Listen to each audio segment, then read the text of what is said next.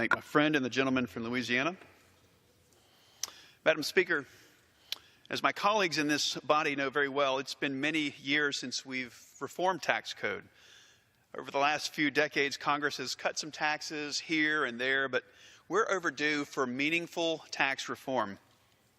Hardworking taxpayers in North Carolina are right to ask why it's been so long since we've even reformed our tax code.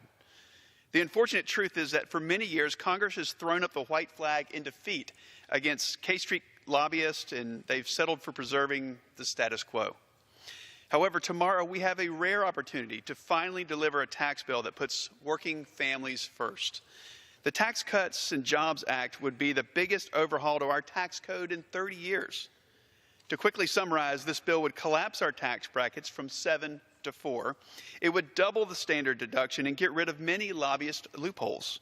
And it would slash the corporate tax rate to 20%, which would allow America to compete and to win.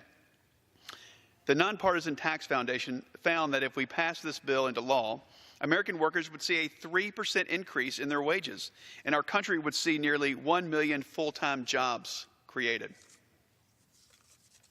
Mr. Speaker, or Madam Speaker, yesterday my office received a letter from the constituent of mine. It said, as a manufacturer and constituent, I urge you to support tax reform and legislation that will fix our tax code that has held manufacturers back for far too long.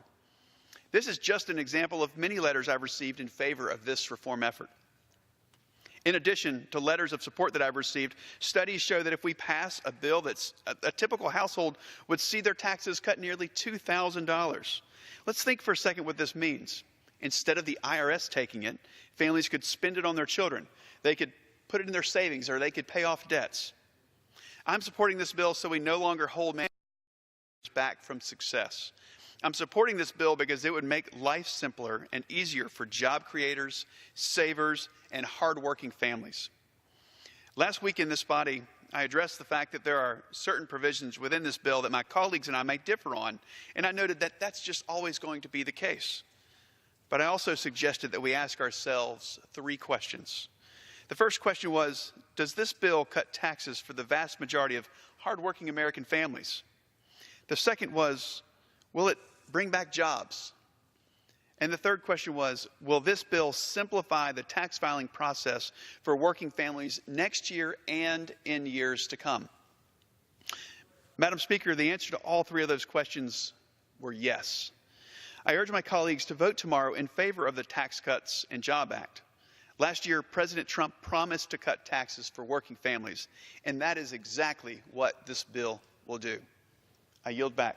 I thank the gentleman. And Madam Speaker, I now yield to another good friend, the gentleman from Texas, Congressman Jody Arrington.